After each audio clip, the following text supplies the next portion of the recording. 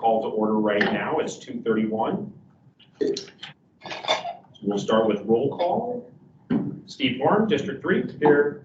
Mike Fensner, District 6.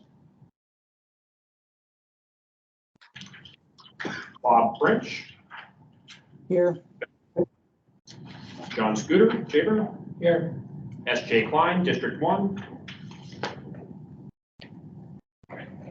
Jim Winchester, Planning and Zoning. Here. Debbie Rinke. I'm here. So I believe we have 5 as a quorum. You didn't say my name. I didn't? No, she listed here. I had a little cheat sheet even today. Diane, what is your last name and what is your district? Evans, I think it's 4. I wrote 4. Oh, it is. How come it doesn't show up on the list right now? Okay. I'm so happy. We had the second page right there. We had a whole little list of everybody. I was like, I got a cheat sheet. On the minutes. That's probably minutes that I'm looking at. You weren't at the last meeting. That would probably explain it. Neither was I. It remind me, Mike. Michael Rayberg from District 5. Perfect. Am I missing anybody, which I probably am? Probably tons. John, did I call you? Yeah. Okay, so now I think we're going to need a motion to approve the agenda.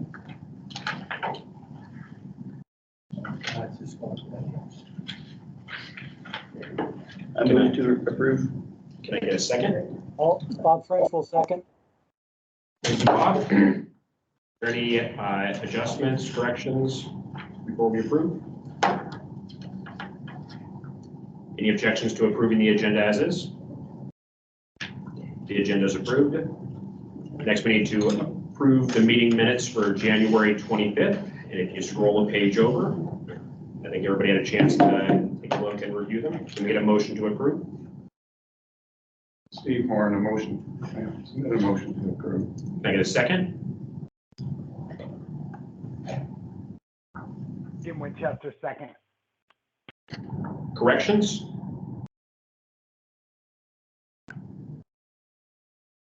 Hearing none, are there any objections to approving the January 25th minutes?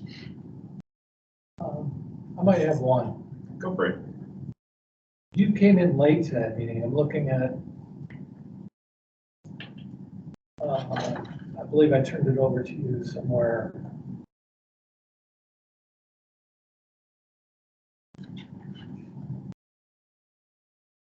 Vice Chair Studer called the meeting to order 2:40. Okay. Maybe I did run the whole meeting. Yeah, you name. I did, okay. All right. Disregard. I was getting mixed up for our special meeting we had, which we don't have minutes for that because it wasn't a meeting, right? I was on an airplane. That's what it was. Yes, you were. Yeah, I was on an airplane. I was thinking about it, not the last one. Yeah, Yeah. Got it. I was mixing up the special meetings. Okay, so we'll move to 5A, Chair and Vice Chair elections. So we'll start with Chair. Do we have any nominations for Chair of the CAC? Steve Horn, I nominate Matt Cruikshank. Can we get a second? Or actually, hold on, no. With nominations, we just need nominations, and then depending on how many nominations we get, then it's a roll call. Is that correct? What's policy? Point of information? It's however you want it. Oh, okay, there doesn't matter. They're so easier. Are there any other nominations for chair?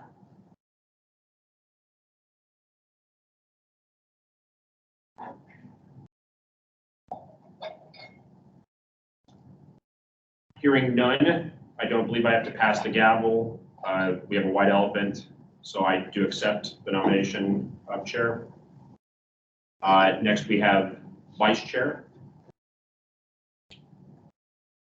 I'd just like to say John's done such a great job at vice chair. He's been very dependable. Fantastic job. I'd like, well, can we get any nominations? I would, this is Steve Horn, I nominate John. Do we have any additional nominations? Hearing no other nominations, John, do you accept? Yes. John, congratulations. So next we'll move to 5B. And because I've presented this resolution right here, I'm going to pass the gavel to John. So John, you are now chairing this meeting. Okay.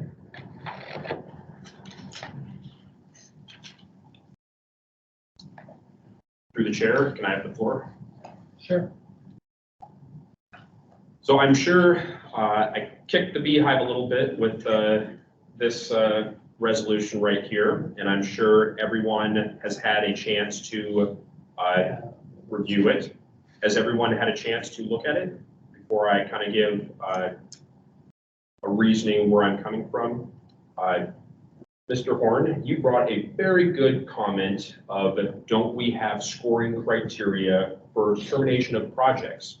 And I thought that was an extremely valid point, but it kind of came, I'll just tell you the angle where I'm coming from is, you look at all the projects on here and the scoring criteria, to my understanding, and I'm sure Aaron and Christine can enlighten me, I know I'm probably misguided in a couple places here, but the scoring criteria ultimately gets the projects on the tip based off of what their score is. But the projects aren't fully funded. They're broken down to different projects are receiving different amounts of funding. So I saw in the AMATS PMP number 6, where it calls the AMATS tax shall adopt standardized household employment forecasts and sub-area allocations for use in modeling all transportation plans. I know it won't ever be a completely fair world, but there's just been a pattern, and I'm not a technocrat, so I'm not even going to pretend to be. It just seems like since I've been involved, or since I've listened to Debbie Osiander, my predecessor, speak, is it never felt, it does not seem like we have a fair proportion of funding coming out to our area. And to be fair, to explain some of the numbers right here is the reason I removed roadway pavement replacement totals right there is there's not a fiscal amount for those projects. And I went to the previous tip and those same projects were on there. So I didn't think it was fair to have those projects listed if there's not a dollar amount associated with those projects.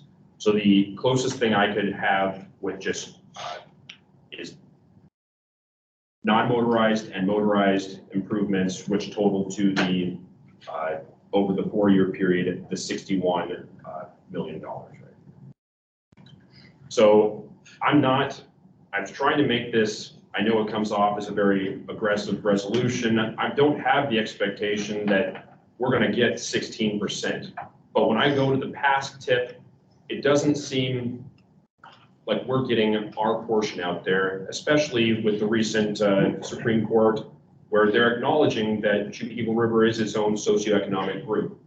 We're not, that's the kind of hard thing about Anchorage is, you have Fred Meyer's, you have Walmart, people in Anchorage use all the resources that are there in the city. And it's not saying Eagle River doesn't too, but we're to the point right now is we have Fred Meyer's, we have our own banks, we are our own town, whatever you want to call it. We have our own little town as a suburb of Anchorage. And I think that gets forgotten with the distribution of how the TIP funding goes.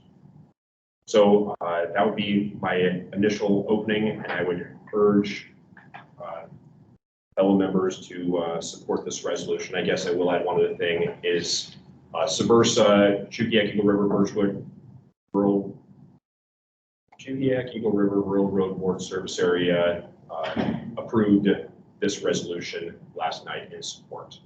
And I'm just saying that so know that I have full backing of my community.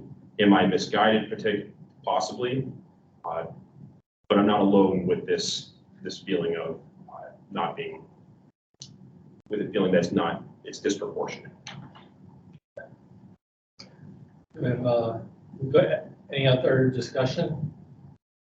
I got asked in an email for some information about beyond just this tip, like what historically the breakdown was between Eagle River and other districts? And I think Aaron, you said we're gonna bring that information to the meeting. Yeah, I can, Because I mean, I don't, it might be over under, you know. I'm gonna share my screen real quick, Christine. So the Excel up here, hold on, let me zoom in some, is a breakdown of funding for District 2 in TIPS from 2010 through the next couple of TIPS 2030, because projects are not fully funded in the 4 years. They often take 10 years to fund a project, so that could be multiple funded, multiple TIP cycles. So when you go back to the 2010 through 2014, there were 2 major projects in there totaling 30.8 million for District 2 plus a pavement replacement project. So the total for District 2 was 31.1 million, or 23.9% of the allocation for those 4 years. The chair? yes, So I used non-motorized and motorized table 3 and table 2. These referenced figures right there are referencing the same sections of these projects. I'm showing every project that is out in Shubeck Eagle River within the first tables that AMATS has an allocation for. And So this, that's roadway, non-motorized, congestion mitigation, air quality, and then we've had some various studies, plans, other things like that. and this was TIP funding Yeah.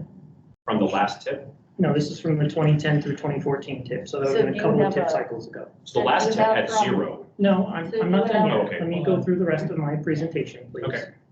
Yeah. The next is Oh, 2015 next. to 2018 tip. Had one project at 2.18 million. So you see there is a decrease in funding there.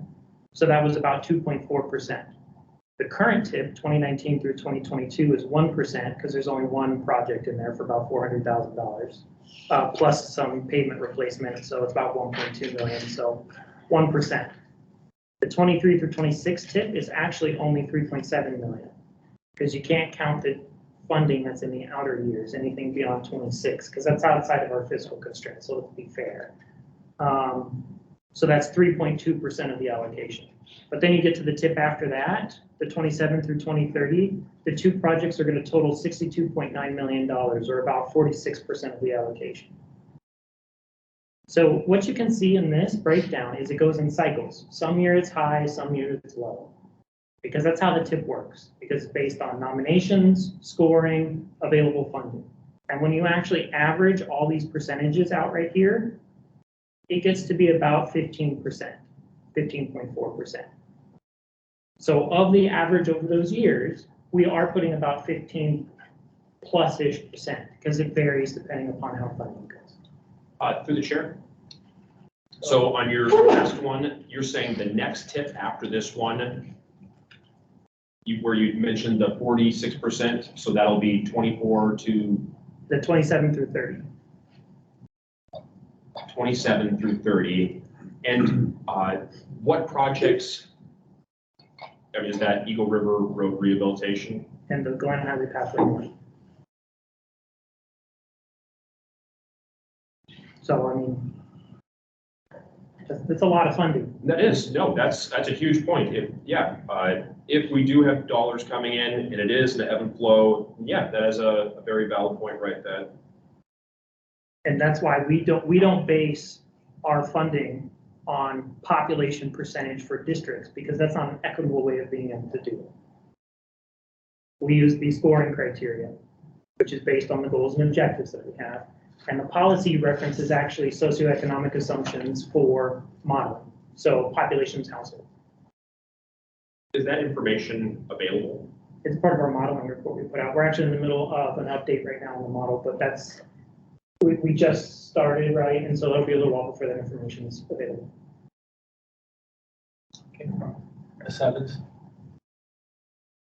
So that, I wanted Aaron to finish the table, so that's what I was kind of wondering overall. And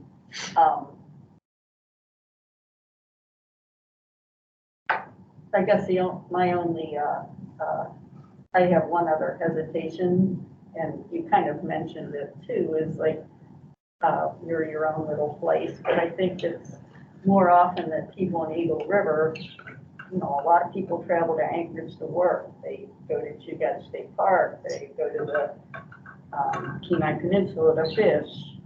So I think you get a lot more benefit out of our area than how many times I go to Eagle River. And the only exception I would have as far as funding is I can see where non-motorized could be a bigger chunk for you, because that is kind of a self-contained thing that, you know, I don't go out to take my bike to Eagle River to ride on a bike path. I have all kind of bike paths and anchors that I can use.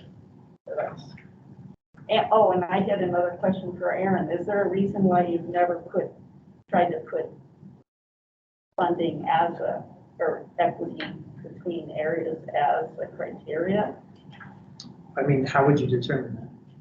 But like Steve Warren mentioned in his email, like you'd have to break out every district and you know, try to compare, and I can see why that would be kind of a difficult and how do you? not a helpful exercise. Because for us as AMATs, we look at AMATs as a whole. We don't break it down by district. So we don't pit districts against each other. So when we look at projects often cross district boundaries. So if you're going to try and do an equity piece based on the population or proportions for this district, how do you break out projects that cross between those boundaries? Say, okay, this percentage is associated with this district, this, that. It gets into this battle where you're starting to pit each other against them. It wouldn't work very well. Through the chair. Mr. Horn first. I just, first of all, I want to commend you on bringing up the topic, because I think it's a good discussion item. But when I first looked at it, I go, now how do we do this? And you know, what is equitable? And it brought to mind the Seward Highway. When I look at projects out there out to Seward, there were years where there wasn't a whole lot of money spent. Now all of a sudden there's a tremendous amount of money being spent. It'll go through that cycle. So I think the cycle thing is important. But then I started thinking, well, gosh, land area, you can't break out the money just based on land area. So then how do you do it? And then I started thinking, well, safety and all these other factors. And I think you've already been through it, Aaron, but the scoring criteria is the best thing I can think of. Maybe there's some other answers though. That's why I think this is a good discussion. President. No. So the one thing is, I really don't like basing information off of what ifs, and I understand the ebbs and flows right there. But it would be, what is the percentage if next year and in the next tip is removed out of it? Oh, if I 23 take- plus if I- 2.4 plus 1 divided by, Well, then would I have to take out current year's tip for the projects that have started, or the 23 through 26? no, that's, Because we don't look at projects as you started here and then the money just disappears and goes away. If you start a project, you finish a project.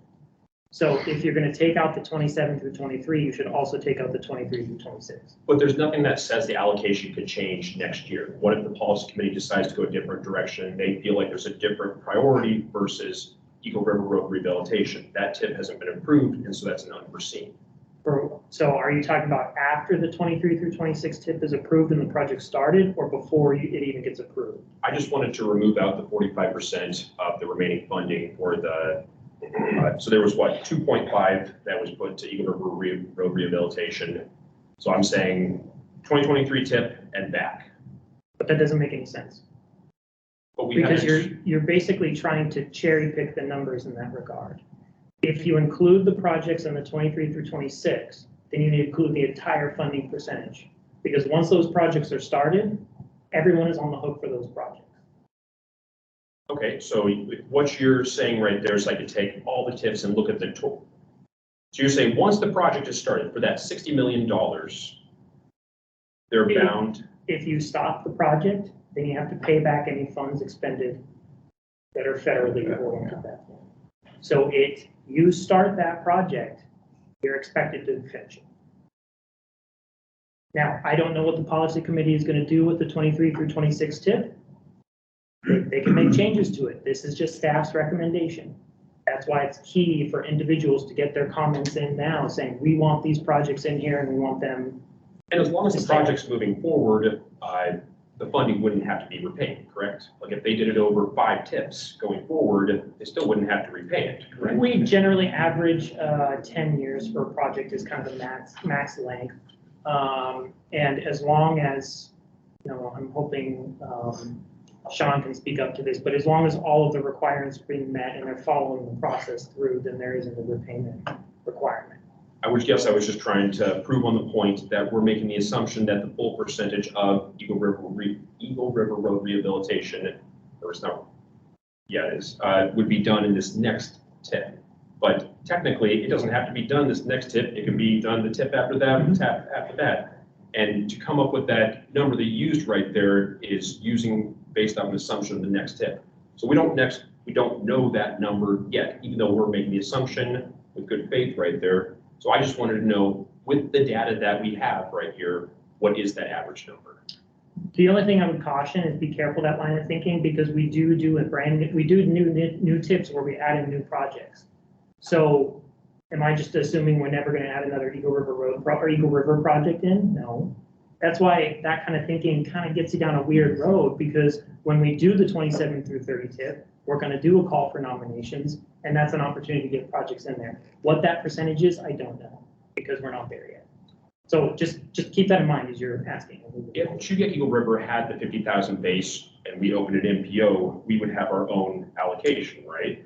No, you're part of AMAX. You wouldn't be an MPO on your own. You couldn't be an MPO on your own. It doesn't matter. You're your own kind of urbanized area that's integrated into ours already.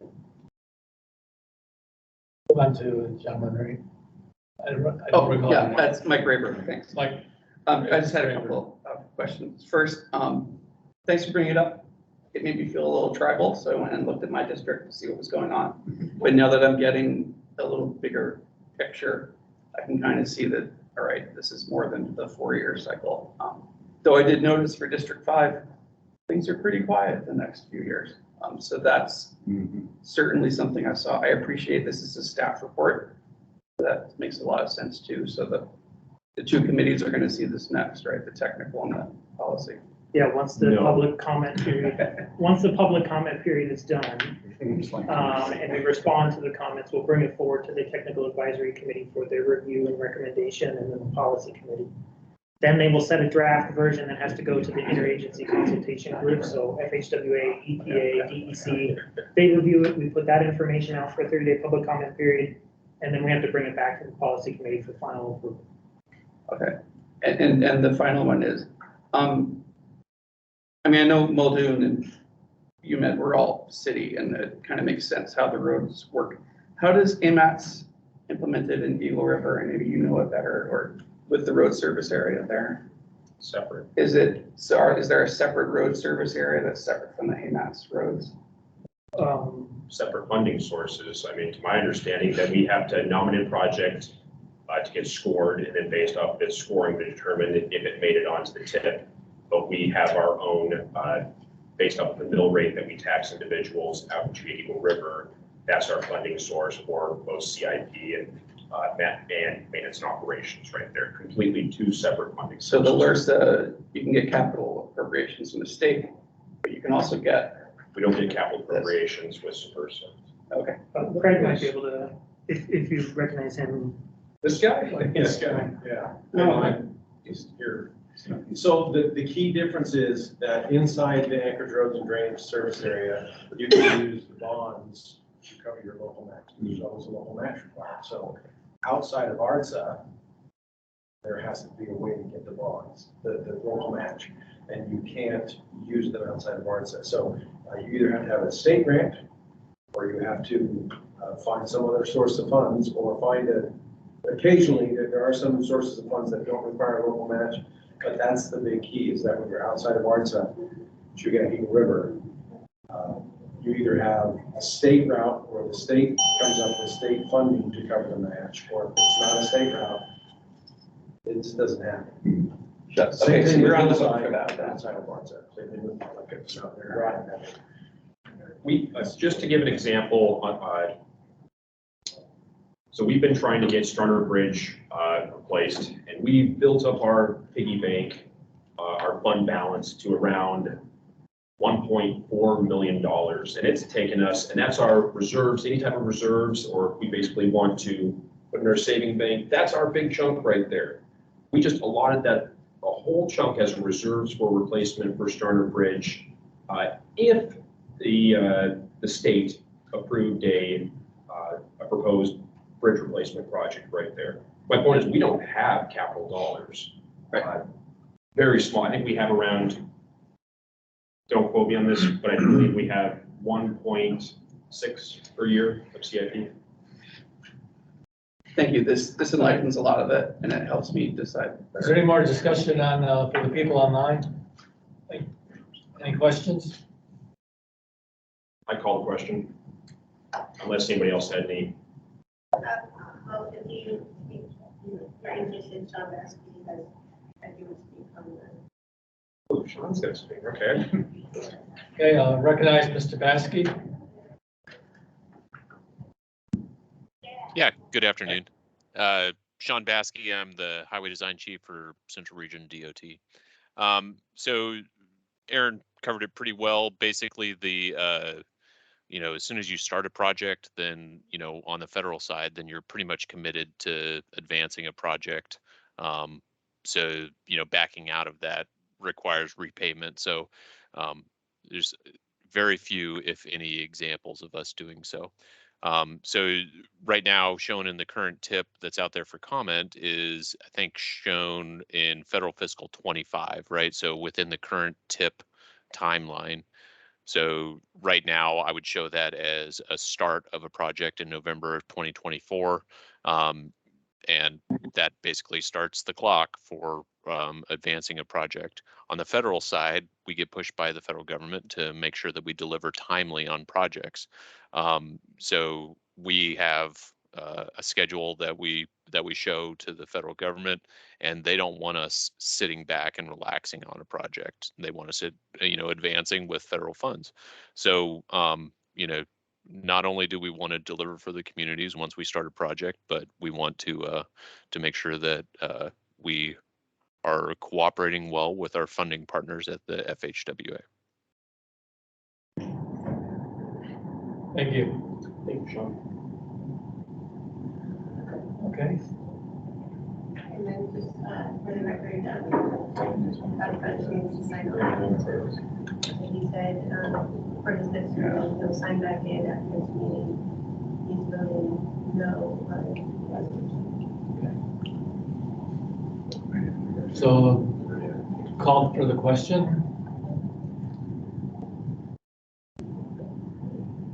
No further discussion? You do a roll call, or you can just. Do a roll call.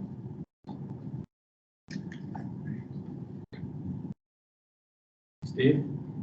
So this is what, yay or nay to move forward with the resolution? Yes. Nay, no. Yay. Matt Cruikshank, yay. Mr. Kramer? Mike Rayberg, no.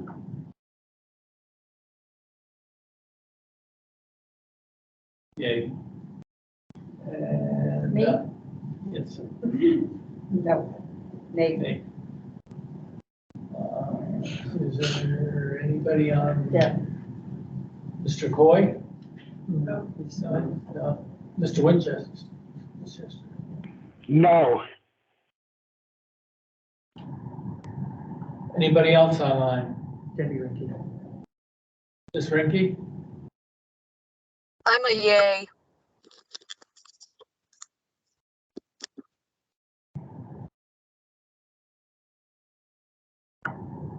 Anyone missing? Okay, everybody? And then, again, the last bench, So the total is? 2 yays and. No, 3 yays. 3 yeas. Mr. Scudder with a yea. 3 yays and 5 noes. Motion fails. Resolution fails.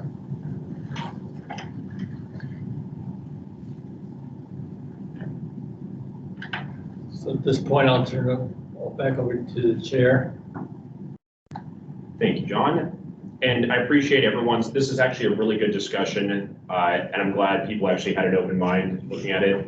So I don't have any hard feelings. I mean, when I brought it here, you can kind of imagine likely how the outcome would be. But even with Aaron's presentation, that's actually extremely helpful because that's information that I can bring back to my community and share with the full picture. So thank you, staff, and thank you, committee, for at least hearing me. So with that, we'll move to 5C, the 2023-2026 tip. We'll move first to a memo that we have on it. And is that in our?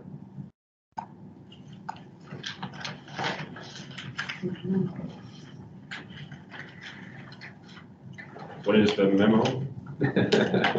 Just, Oh, it's the, just to say what the item is, and then we're asking for your comments on it. nice. Did we have any pre-submitted comments? We did not. Okay. This will be an easy one. So next we have the 2023-2026 Transportation Improvement Program tip draft. Has everyone had a chance to, I don't think this is really the place to be looking at it. Are there questions? When I say, I would hope that people would be reviewing the tip before they would come here, because it is a chunk to digest. Are there questions about the current tip? Can I be refreshed on the due date for comments? May 5th. What was End it? of business, May 5th. Due date for comments. Sorry. Oh, you're good. I couldn't even hear. Any other questions?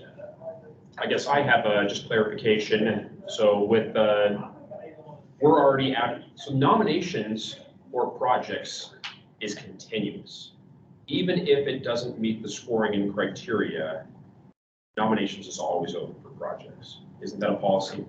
I mean, yeah, somebody can nominate a project at any point, but logistically, it's kind of a nightmare to have somebody nominate something right after we've already done it. So I'd recommend we wait until, yeah, nominations are open whenever. But we're out of the, just to be clear though, we're out of the 2023 tip. You're not going to get a project nominated now unless a policy member decides to advance a particular project. But if there's people from different communities, you're saying don't nominate projects right now? No, I mean, and here's the problem. In the past, how it always was done is a nomination is accepted whenever, and then it's up to the policy committee what they want to do with it. The question I've always had is, does it get scored and ranked and compared to other projects? And how does that process work? How long does that take? You know, it's a lengthy process to do that when you're already in the middle of a tip update. You know, adding a new project to the tip is an amendment, which takes about 6 months to do. So it's a lot of work to be able to do. So nominations are welcomed, but it's not guaranteed that they will be scored and ranked and put into the tip, depending on how the process goes. But they would have a chance to be, but they would have a chance for the next, they would have a chance the next tip to be. It's always a challenge having somebody nominate something now for 4 years from now, because then it's making sure that we keep track of it for that time period. We're going to have another nomination cycle, an open nomination period for the next tip. You know, we'll do a call for nominations and everything like that. So people are more than welcome to send in nominations now for the 27 through 30 tip, but Just wait till a certain window of time. It would be better if people waited until we got closer to that tip cycle, because it's a long period of time for staff to maintain that nomination and make sure that it gets included. So better to have the community have their projects in the queue when you hit that specific period of time, the most likely for them being ranked score, most likely to make it onto a new tip. Yeah, because the big thing to recognize is the tip criteria is probably going to change because we update that periodically, And it'll probably change with the next tip cycle because we've got improvements, recommendations from this tip cycle to update and make them better for next go around. So you nominate a project and then kind of forget about it, and it may be one of those things that you want to hold on to it, get it ready, and then when the new criteria is done, you say, okay, we know what the new criteria is. Here's how our project meets that new criteria when you submit it as part of the nomination. Perfect. And So they'll, go ahead, Ben. I was just wondering, would it be a more, kind of grease the skids way to make sure if it isn't already get it on this MTP, which the MTP nomination is a couple months from now, and then it will be visible into the tip cycles in the future. It seems like that would be a better way to go at this point. So our plan for that is any project that was nominated for the 23 through 26 tip but not included will be carried forward for consideration in the 2050 MTP nomination cycle. So what we'll do is we'll just take the nominations we got, carry them over, and then look at them as part of that. Again, it's just for consideration. It's not a guarantee that they will be included in the MTP because they have to go through scoring and ranking like everything else. Did that answer your question? Yeah, well, I was just trying to help you out. No, that was, actually, that was the next part I was getting into right there. Yeah, thank you. Read my mind. Okay, so now we have, go ahead. So more to the point of, this is Mike Graber, to what happens between now and I guess May. As comment is received from the public or the community councils, whoever, is the scoring advisory or is the scoring fixed? Like, is this a fixed priority? Or is it up to the policy committee to decide? So the scores are fixed, Right. but the prioritization of what's included in the tip is just staff's recommendation and is subject to change based on public comments received and then what the TAC and policy committee want to do. Okay. In general, it's only the tables 2 through 6 are AMS's allocation. Anything beyond then is DOT's funding for HSIP and stuff, and that's often up to them to make the decision of which projects they're funding, and we show it in our tip. So the policy committee is welcome to make any edits to any of the tables, but it's really the 2 through 6 that we're focusing on with this effort. Okay, so, all right, that helps. So I don't know if anyone from the policy committee is on. So when they meet, they'll have the ability to say, just looking at sort of what's lined up for District 5, just because I was thinking of it in a district sense. Is it possible that they would say, we've got all these unranked pavement rehabilitation projects, for instance, will the committee make a ranking on which pavement rehab should happen first? That's what I was curious. Because that's kind of what we're getting this round, and it would be useful to know how those are chosen. So the pavement projects themselves are not ranked. They're not in priority order. They're just a list of 1 through whatever, so people can have an easier reference point. That's dependent upon funding availability, staff availability at DOT to be able to start the projects. So there's already some pavement projects that are underway. Once those are done, then DOT says, okay, what's next? And it kind of goes through where it's possible. But it's not necessarily the top moving their way down. It's kind of what can we get started right away. Sean Baskey, if you're on, would you be able to speak on how pavement projects are selected to get started, if you can? Sure. Yeah, there's a number of things. So, on DOT roads, we certainly have the overall picture of what the current asphalt condition is, right? So we look at all of that. We've got the municipality of Anchorage, of course, tracks all of their stuff, and so there's information on that side. We're only going to start a couple projects a year, basically, due to resourcing and other things, and then plus it's whatever money is still available within the AMAT's allocation, so that way we're not overcommitting the AMAT's allocation. Okay. For non-motorized, is that, since much of that is, some of that is also the grade separated trails, is that all under is any of that under Parks and Rec for choosing which rehabs projects will go forward? Or is that more for road maintenance operation? No, it wasn't Parks and Rec for that. It was Muni and DOT staff getting together, maintenance. We basically got a list of recommendations from Muni and DOT maintenance, and we said, these are the concerns, the areas of concern. And so we pulled from that list after talking with the groups about which ones were already underway or which ones needed to kind of get funding for them. So Parks has its kind of own system that it uses. It's PME probably, right? For the Muni, it would have been PM&E. Well, no, I mean, for the Muni, it was PM&E with maintenance, so like Paul Van Landingham type of input. And then for DOT, it would have been, I forget, yeah, Muni, it was DOT maintenance sent us a list for it, so. So just to expand on something, you go ahead if you still have. No, I think that gets me, I have a better understanding of where people can go from here if they have input between now and then. So I had a question for Sean or staff, but I thought it was referenced a pavement scoring index.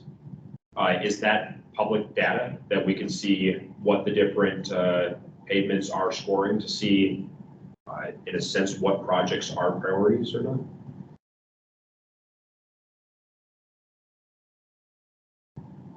I don't know if that data is available publicly or not. Sean?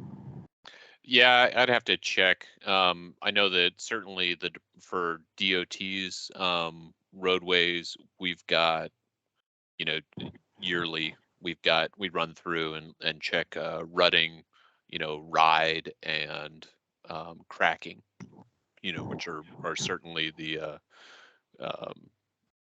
they tell the tale of the general distress in a pavement. So we've got that information. I'm not sure that it's out there for the public though, mostly on internal GIS sites. If there's a question regarding any roadway for DOT though, we'd be more than happy to pass along whatever information is requested. Pending, the extensiveness of the request, of course. So I guess there was Highland out in my district, we had Highland Road, milepost 0 to milepost 3.2, Eagle River Road, Oakland Highway to Eagle River Road. And I looked at the previous tip and those same projects were on there. And so I guess I was curious of what kind of priority those projects had. Would we see any potential pavement replacement projects in near tips coming up?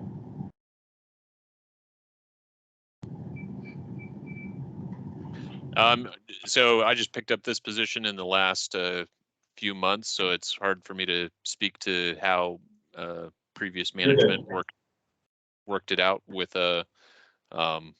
AMATs, M&O, and the municipality of Anchorage. But I can say that moving forward, certainly there's going to be a conversation about how projects are being advanced. Thank you, Sean. And actually, I was just kind of trying to shine light on it. Is you have this list of projects and it carries over TIP. There's no funding allocations. The feds aren't, with your own argument that you were saying, they're not supervising to ensure that those dollars are spent right away. It's just kind of out in, what do we call it? Illustrious. No, it's not. It's not, okay. It's not. These projects followed the same requirements. Anything in the TIP, in the 4 years of the TIP, follow all of the requirements. It's fiscally constrained, and this is our best guess as to what projects we think we can get done in the 4 year, and some may be carried over to future years. And one of the reasons they're not prioritized is things shift over years.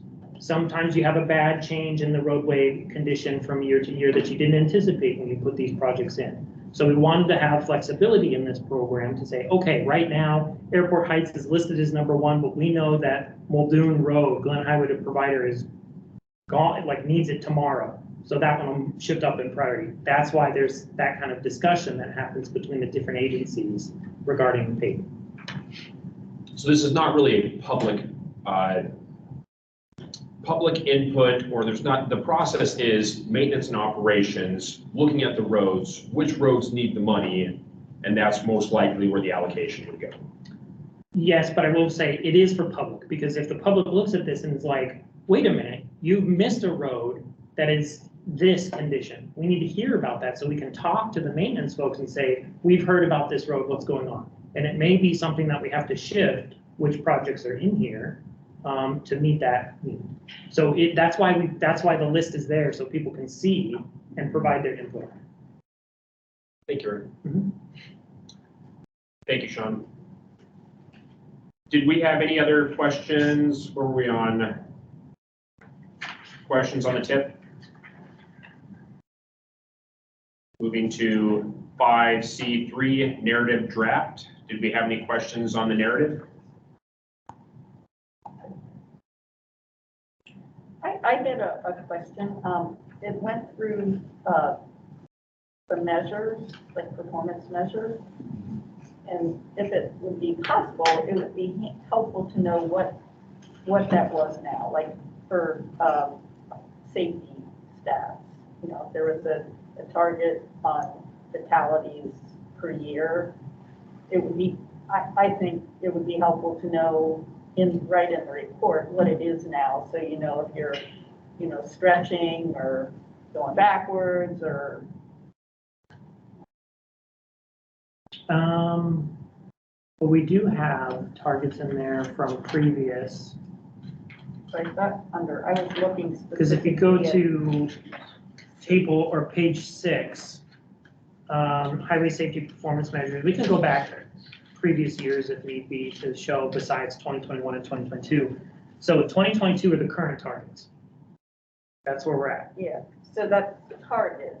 Mhm. But I don't know what it is, what was the actual data for the most currently available year.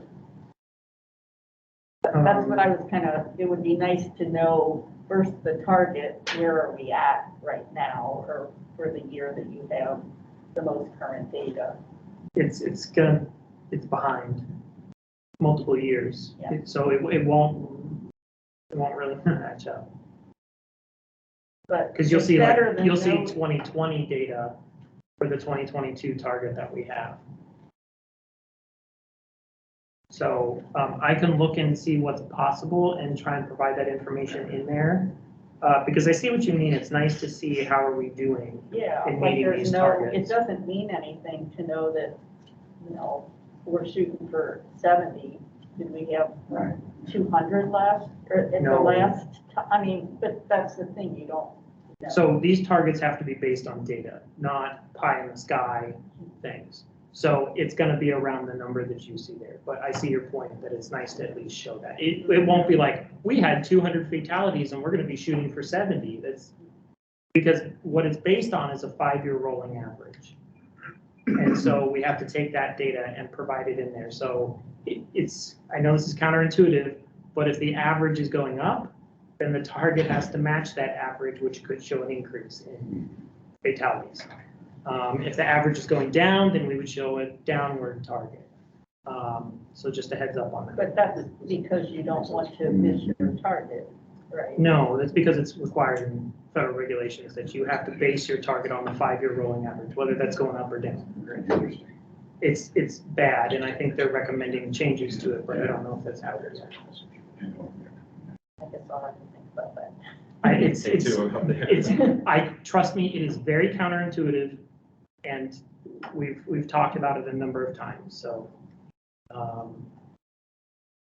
That's why AMATS is developing its own safety plan, so then it can set its own targets that reflect our area, not necessarily statewide targets. Yeah, and that was another kind of thing I noticed is, you know, it was statewide was mentioned in there, and not AMAPS wide, so. That's because all the data is collected by DOT, and they look at statewide. They don't break it out by our area. And some things, safety is something that we can relatively easy do a plan for, but if it's pavement and bridge condition, those are all DOT managed because they're on the NHS, so we leave the target up to them to set. Some of the other ones like congestion mitigation, air quality, we set it because we do that ourselves. we're responsible for it, and then some future measures we're gonna have we'll be responsible for. So we're trying to go in that direction of doing our own targets when we can. And you're using your own data, like Yes, targets for Mhm. the AMAS area Yes. data. yes. Because, sorry, it's just a lot. Because the statewide one, if we were to break it down, it'd be harder for us to break it down just for the AMATS area, because if you look at the municipality as a whole, it could include things south on the highway towards Girdwood, which is outside of AMATS. So we need to be able to do our own data collection or development for our boundary. Did you get grant funding for that, or is that just in, like, within the AMAS budgeting? You It's in our decided you TIP. wanted to, We have the AMATS safety plan is a TIP funded plan that's hoping to start this year. We're just waiting for the funds to be obligated. Okay. That's on James. So one other question I had is, so I was looking at all the documents we had online with AMATS and the Integrated Corridor Management Study. What role is that study playing? Does it have any effect on the, what does that study have effect on the TIP moving forward, if anything, or is it just a document for information? Well, I'm fairly certain DOT is moving forward with an integrated corridor management study or a project from that study, making improvements as well as making improvements to Highland based on that Highland. study. Yeah. So it's helped to inform. I mean, that's basically what it was a document to say, here are the projects that we need to get moving forward. And it'd be on like DOT's side is kind of more, is what I was reading that as, not necessarily functional with AMATS and TIP guidance. Yeah, it's hard because a lot of the things called for were pretty large dollar projects that often exceed what we can afford. But we are there to help support DOT and improvements where needed. Do we have any other questions on the narrative? Hearing none, we'll move to number 6, project and plan update. Go ahead. Oh, sorry, I don't know if it's a part of order. What are we being asked to do for acting on this? Is this questions or is this We have, to provide a recommendation?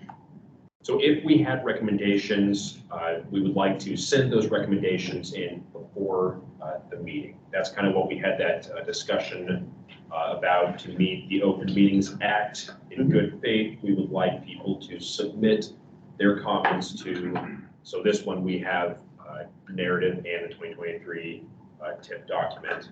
So moving forward, be it MTP or whatever, this actionable item we have, we would like to have those comments sent in beforehand. Do you have but also at the same time, we brought comments forward here at this meeting do you have something? I don't have something. I figured that's something we'd be talking about if we're going to do it. So in the past, we'll have a document, everyone will send in comments, and then we'll basically go through the room. Each person will have the floor, explain why they would like to adopt their comments.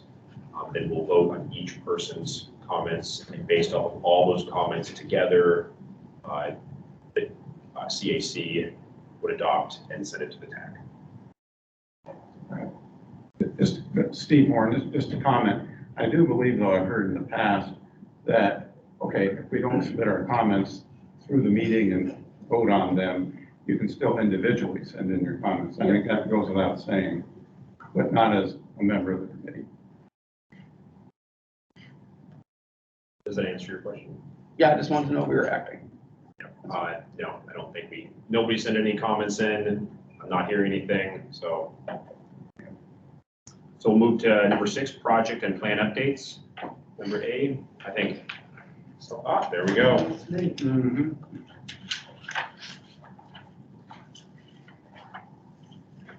Okay. Good afternoon, everyone. I'm John Cecil and staff to AMATS and Senior Transportation Planner. I also serve as the Freight Advisory Coordinator. So kind of a comparable position that Christine is to your group. I do with the Freight Advisory Committee. And one of the projects that has been assigned to me here relatively recently is the UMED Transportation Demand Management Study. And that study is an outgrowth of this plan completed in 2016, and maybe some of you are familiar with it. Goal 4.5, I believe it is, said in the recommendations for the implementation plan to have a follow-on study about actually implementing transportation demand management in UMED. So, in case you're not familiar with that acronym, let me just read from this for just a second to remind you about what transportation demand management is. And it's the application of effective strategies and policies to reduce travel demand, specifically of single occupancy vehicles, private vehicles, or to redistribute this demand in space or in time. TDM efforts are targeted in a way that strives to balance the relationship in both convenience and cost between driving actions and using alternative modes, quote unquote, which includes transit, biking, walking, skiing, car sharing, and or telecommuting. And the most successful TDM programs are A, directed towards meeting clear targets or goals, which we've just been talking about, for trip choices across all modes, and B, tailored to the unique qualities and factors that distinguish an access area or supply. So we have just kicked off this study here this month, and so we've been busy forming a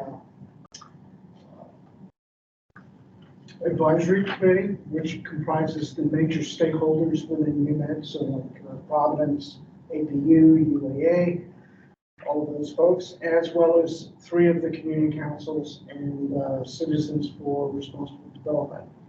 So there's about, I should know off the top of my head, but about 12 representatives. And we also have a project management team of staff within AMATS, as well as James is representing DOT, and we have a representative from Transit, and then myself and Christine Bonnell from Long Range Planning. And Christine was the project manager on this. So it's great to have that knowledge, because I was not involved in this plan back in 2016. Let's see what else. So what I've given you, and what I think is up on the screen, is a fact sheet that we just got this morning from our consultant team, which is Nelson Ligard. They're based in, we're working with Portland office.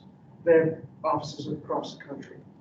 And they have done numerous TDM, transportation demand management studies across the country, typically looking at areas just like UMED here, where there's a major employment center, whether it's universities, medical, that attract a lot of traffic, a lot of movement, transit, people. And so what we're hoping to get out of this study over the next 14 months, of which you will be hearing more in the future, but you're really the first group that I've had the opportunity to give them a quick update, is to develop strategies and projects potentially for the UMED district to make it more effective and efficient to move around. So I guess at that point I'll stop and open it to questions. Yes, sir. Electric vehicles, I didn't see anything as far as the outlets for electric vehicles in the UMED district.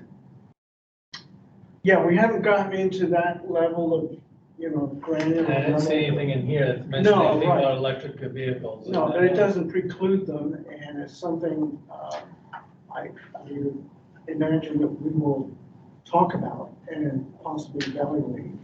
I know that I think the state has a corridor on Glen Highway where they're looking at electric charging stations. And I think there's a few around town.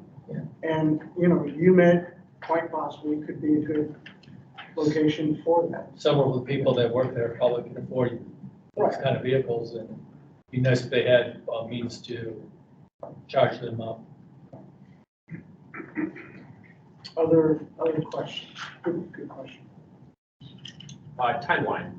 Finally, so the timeline is the next 14 months. So it's going to be a fairly rapid pace on our part, on staff's part, to keep up with all of this. But we're kicking off, as I said, we've had the project kick off earlier this month.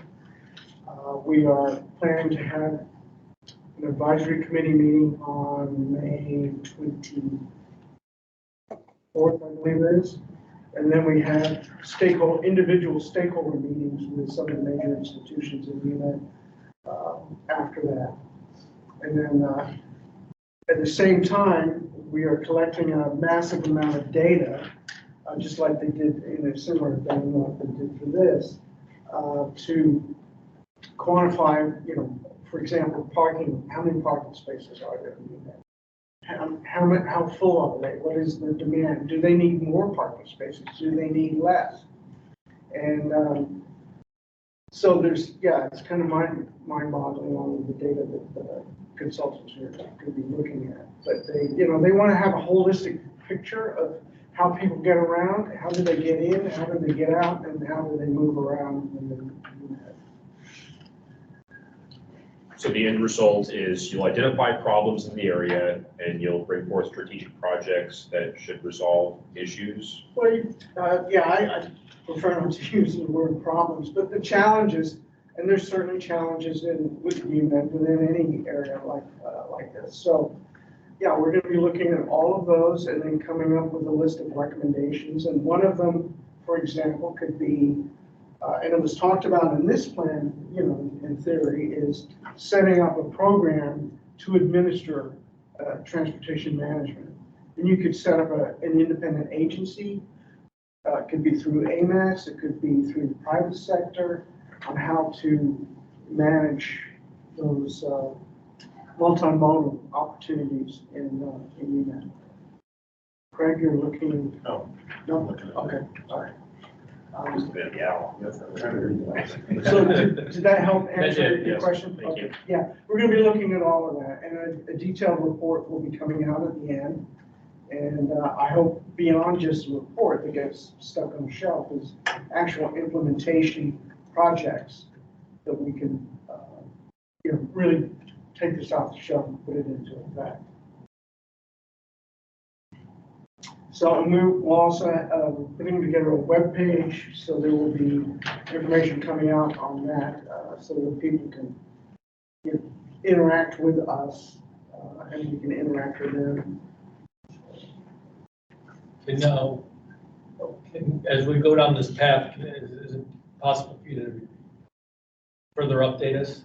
Yeah, absolutely. Yeah, happy to do that. Yeah. Christine's right next door to me, so she'll remind me. Periodically and, you know, a reasonable. Yeah, that's not going to be a problem. Do you have a question? Yes, sir. So among the institutions you're talking with, does that include the 3 ASD schools that will be in there? Yes, it does. Okay. Yeah, I've had several conversations, mostly with facility and maintenance, operation and maintenance facilities directors, like for each of those school district, PMANC, APU, UAA, because those are the folks that are typically, you know, that's their area of responsibility. So, yeah, so the school district is part of that. Any additional questions? Thank you for taking the time to present. Thank you for your time. I appreciate it. Thanks. Now we have 2050 Metropolitan Transportation Plan. Is this like one of those, Aaron? I'm overjoyed to talk with you guys about this. So I wanted to give a quick update on how this plan is going. I'm going to share my screen real quick.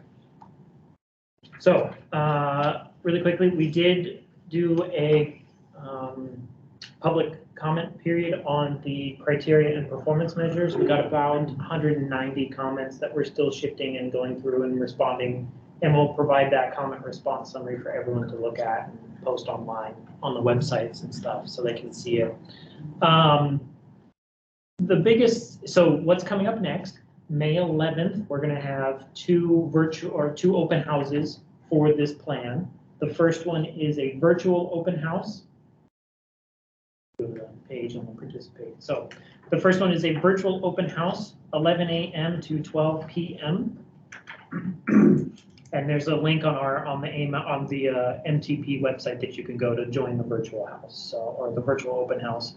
And then we'll have a second in-person one, 6 to 8:30 at the Fairview Rec Center. We decided to do two because we found that the hybrid meetings are very difficult when you want a lot of engagement between people, because some people online are this, and then it's just trying to organize that is a challenge. So we decided to do two, one solely virtual and one solely in person, to give people the options to be able to join. And we'll have the meeting on the virtual one recorded. I'm not sure about the in-person one because it's hard to do without special, but we'll see what we can do. So these meetings, these open houses are the kind of start of the identification, the project identification, or the challenges identification for the MTP. So, before you go too far, was there a question online right there? Yeah, I'm just noticing the project website that it's, it's from 11 to 1, not 11 to 12, it was 2. So basically you could join at 11 or you could join at 12. There's 2 opportunities to have a virtual, but we'll kind of like repeat it so we can catch people when they want. So I will. Good we need catch, to update Christine. that. Yeah, thank you. Yeah. I think the email that we got today or yesterday even said 11 p.m. to 1 p.m. PM? I think it had PM on it. So yeah, okay, we'll check that. Yeah, so it is. Easy to figure out, but. Thank you. It is a 2-hour event. There are just 2 options for people to join for the presentations, because we'll do one at 11 and one at 12, because people are busy during those times for lunch and stuff. So, and then just so you know, the in-person one, just note down here, the presentation will start at 6:35 p.m. So there'll be a slight period where people can come at 6, ask questions, interact with staff. And then we give a little bit of time for people who are taking the transit route to get there, to get in, get settled before the presentation itself starts. Any questions on the meetings? Okay, now the fun part. We updated the schedule, and this is a challenge. So we started the model update, and it's going to take about a year to get done, which is a little bit of a delay in our schedule. So I just giving everyone a heads up that originally we were going to have about 9 months to from the close of the public review of the draft document. So when we get to that point, when everything is consolidated and we put it out for 60-day public comment period, from when that closes to when we need to bring it back to the policy committee, it's now down to 3 months because of the schedule shift. So I'm just trying to get everyone aware that participation early and often is very important with this plan. There will be, of course, a 60-day public comment period for the document itself, and we will do our best to integrate those comments and make changes based on them. We're hoping this go around that a new tool we're using, Vision Eval, which is a strategic planning model, it typically takes less time to be able to use it to get outputs from it than a regular model, will help us in making those changes in a quicker turnaround. Because often with a regular model, it takes months to do the small little tweaks that are needed to get all the outputs. Strategic planning models can take weeks instead. So just please bear with us. It is a new tool that we're using for this MTP to see how it goes. So On the modeling, so that was what you were just talking about, right? If I was wondering if that before you used to model the entire MTP period, like out to 2050. Would you be able to model a short-term modeling period and then the entire out to 2050 modeling period? We do. We've done that You on all, present that we've done that in, separately? yeah, we've done that on all of the MTPs that I've been Because participating on. I only remember seeing results of Mhm. like the entire period, which seems kind of frustrating when that 2050 period I might not even be alive for. We have two periods. We have the short-term period, which we model. So that'll be to 2031 or 2030. And then the long-term period will be 2031 to 2050. And we'll have model results, I believe, for both of those, so you can see kind of what the networks look like at that point. Okay. That's great. And yeah, it I don't know typically why I is missed that. in the reports that we produce for the results and stuff. Thanks. Yes, so just kind of giving you all the heads up to, we're going to start kind of in earnest now on nominations once the May 11th period happens, so kind of be on the lookout for that. As I said before, the TIP nominations that will be carried forward, but you know, we'll have a nomination period open for the MTP. It'll probably be longer than the TIP one, which was 30 days. We have a little more time in the schedule to be able to do a longer comment or a nomination period. That exact information will be released probably in a month or so. When we get Is there. it going to fall outside of the summer? That's why we're trying to start it now before summer really hits. But I mean, the nomination period. I know, that's why we're trying to start it now. Unfortunately, I don't know if we're going to be able to keep it open through winter, for example. We have a pretty strict schedule we have to stick with. So we're working with the team about when we can do that, but that's why I'm trying to give everyone a heads up now. Yeah, because our last council meeting is in a couple weeks for the rest of the summer. Call a special meeting. It's very hard for We would have us. had to call a special meeting every single time Yeah. for this whole process, because they always start at the first of the month, and our Yeah. council meets the, second week, so. The notice problem, yeah. I get it, yeah, that's a whole. There was gonna be a new document, the new nomination form. I thought you had mentioned that you were working on a new nomination form. Yeah, so we'll probably be doing a new nomination form for the future TIPs. But for the MTP, do we have that done and ready to go as part of the survey? I think what we're trying to do is figure out what to do for that and get that all ready. So that'll be released as part of our outreach efforts. You mean for the 11th? Because I think one of the things we wanted to try and do is not just do the static form, but also give individuals an opportunity to use a map to be able to identify their areas Oh, I of like that. concern. Like DOT did. Yeah, because one of the things we've discovered is having the strict nomination form is kind of like a barrier to a lot of people because it's a lot to fill out. And so is there an easier, more interactive way for people to just go and say, here's an issue here, and then do like a brief description of it. And then we as staff have to sit down and kind of flesh it out a little bit more and say, based on what you gave us, here's what we think, and then get feedback on that. So we're trying to work on that iterative process about how can we make it easier for people to provide their nominations to us. Awesome. So that's all I have for. Perfect. Any questions for Aaron? Hearing none, we'll move to general information. So I was looking at policy and I stumbled upon something probably we're not supposed to find, or maybe we are.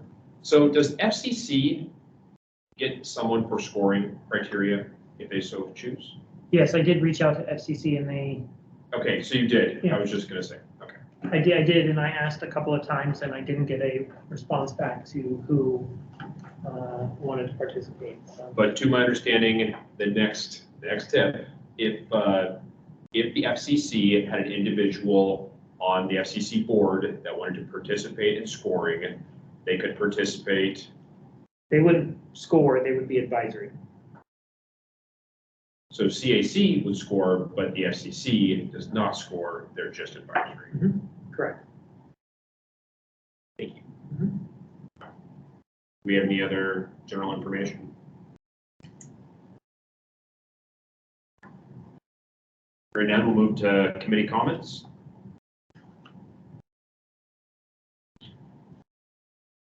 Go ahead.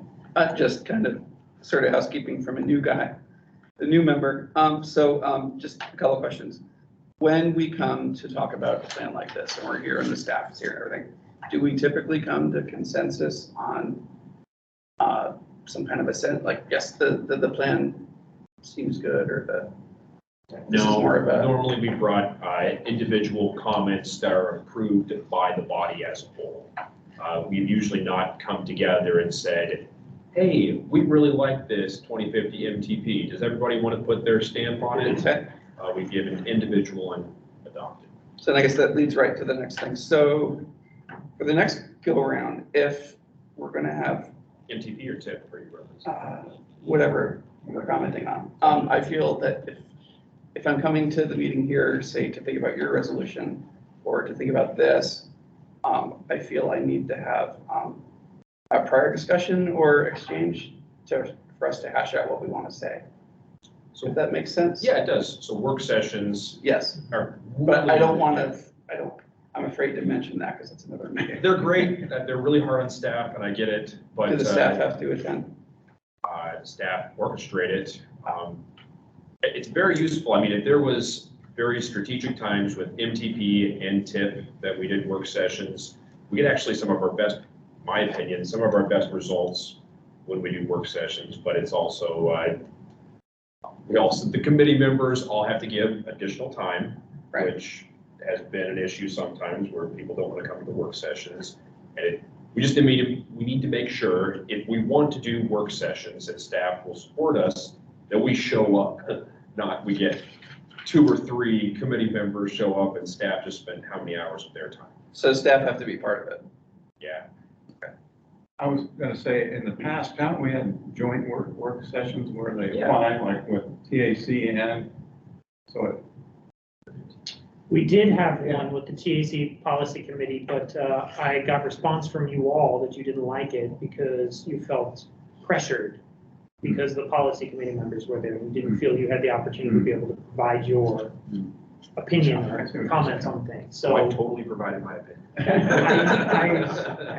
I see that, but it is an option if you guys want. It just, based on the last time we had it, there was not a good support for it.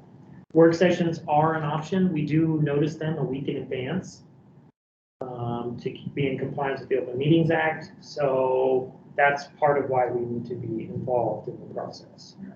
So that's why we just need enough information out ahead of time to be able, we don't have to actually post an agenda with each item linked like we do in our regular meetings because there's no voting happening. Right. But we do need to at least post it where people can see that it's happening and they can attend and listen. Do you need to be physically present, or can we hash out our discussion without pulling all of the staff in? I guess that's. Well, I mean, John's here today because he was presenting on something, and Christine and I attend all of the meetings because we generally need to be present to discuss things because you'll ask questions that we need to respond to. So, yeah. I mean, if we intimidate you, we can probably stay in another room. No, it's more of the fact that we're bringing in paid staff to a work session. It makes it a different thing because then there's a lot more on that. It can't be quite. It feels like if I just want to have a discussion and hash something out because I don't get it, it seems like it's not really worth spending all of your time or staff time while we hash stuff out for an hour. Well, I'm salaried, so how much time do you need? It doesn't matter. Okay, So, that helps. That really but, helps. you know, I'll respect Christine's time because, you know, she does, so we'll be careful with that. But, yeah, I'm available. So I guess we can trade emails to the point that we're not violating the Open Meetings Act. So we would like to, go ahead, Christine. Just one more point on that. If there's something you need to review, as TAC and policy will always be reviewing it as well. If it's more that nobody wants to meet, but you just need more information on something, you can always watch one of their work sessions just for like the information. You're not getting anybody's perspective. If it's more that you just want more information on the plan, that's an avenue to go to without having a work session. But we can always do a work session if the committee wants to. Yeah, okay, I'm not sure after that right now. But I really, it helps me figure out how this all works. So the policy committee is held to the Open Meetings Act. And we would like to adopt the same spirit of following the Open Meetings Act. But are we to the level that, we never had it, but this was a question I was wondering, can I talk to 3 board members about an issue? So we are doing full open, because we're not a policy committee, though. That's the part that I was wondering. So the Open Meetings Act is, you know, as clear as can be, so it's always fun to do it. But in terms of advisory groups, Yep. they are treated the same as the policy group when it comes to posting of agendas or having work sessions. Outside of that, there isn't as much clear. That's my understanding too. about it. Okay, that's where I'm, thank you. That's where my So- understanding is too. If that's contrary to that, it'd be good for the committee to know that.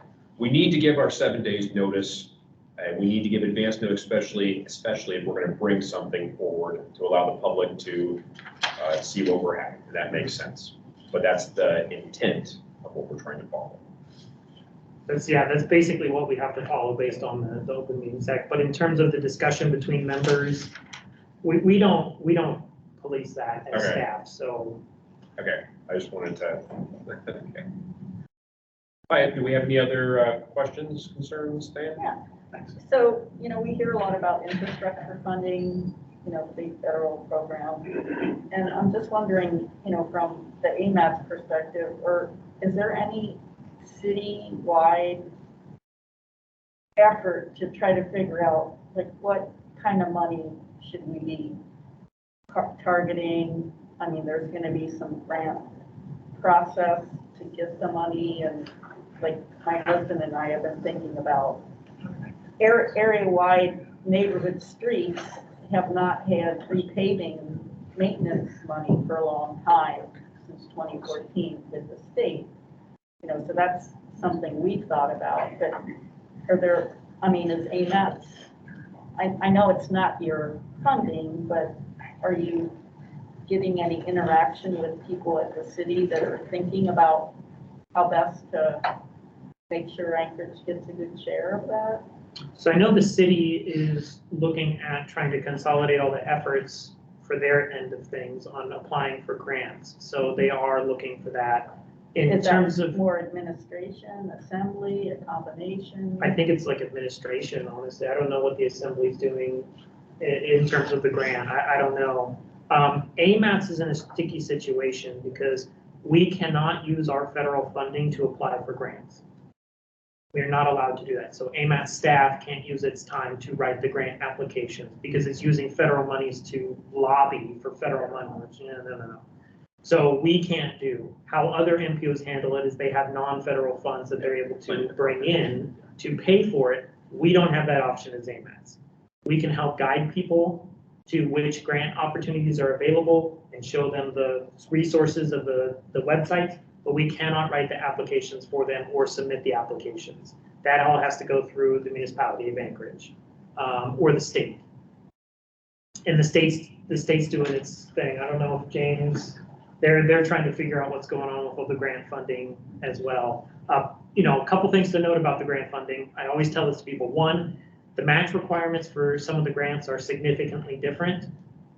So they're a lot higher for some of them. You know, the match amounts that we have on ours is 9.03% for match, non-federal share. Some of them are 20 or higher percent. What is going to come under the infrastructure? Yeah. program? So for the grant applications, the discretionary grants that you were talking about, some of them have a much higher grant match requirement. They're limited. Some of them are limited on what the funds can be spent on. So some of them are NHS facilities only. So you got to be careful about what that means. And then some of them are also a lot of other requirements about what they can and can't be used for. Well, that's what it seemed like from what I've heard, it's gonna be a very complicated situation, and I was just hoping there were people trying to figure that out ahead of time. The sad part is when you actually talk to FHWA, they're also in the same boat as everyone else, that it is a lot of complicated things that they have to follow and process. They're already putting out notice of funding opportunities for these grant applications, and it's just, there's so much going on that, you know, we're trying to do our best. So if somebody has questions about the grants, then send them to us and we'll try and help where possible. One last thing I want to note, any of the federal discretionary grants that people put in for, those projects have to be in our TIP and our NTP.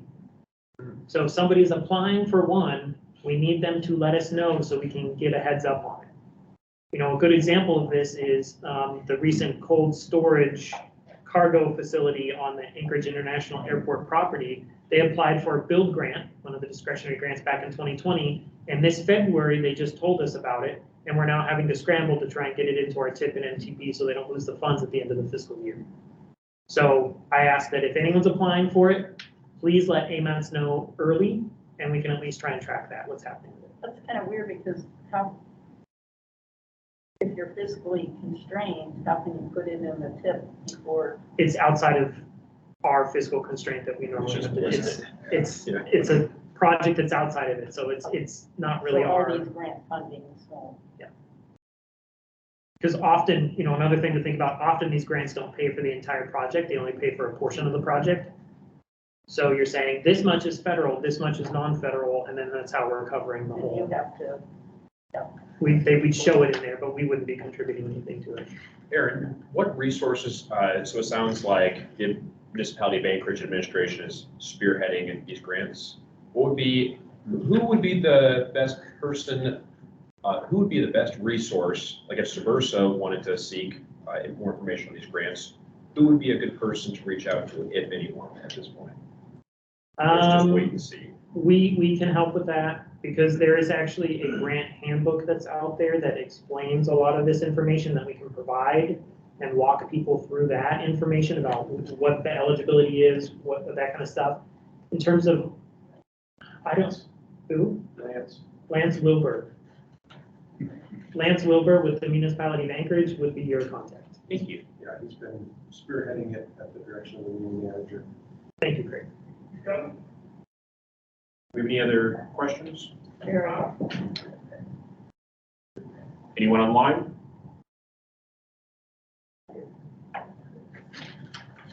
Hearing none, can I get a motion to adjourn? I have a question. Go ahead. Did we get a public comment that you sent out? I was thinking that too. Yeah, Nancy Pease, you talking about? Yes. Yep. Um, Go ahead. We should probably address it.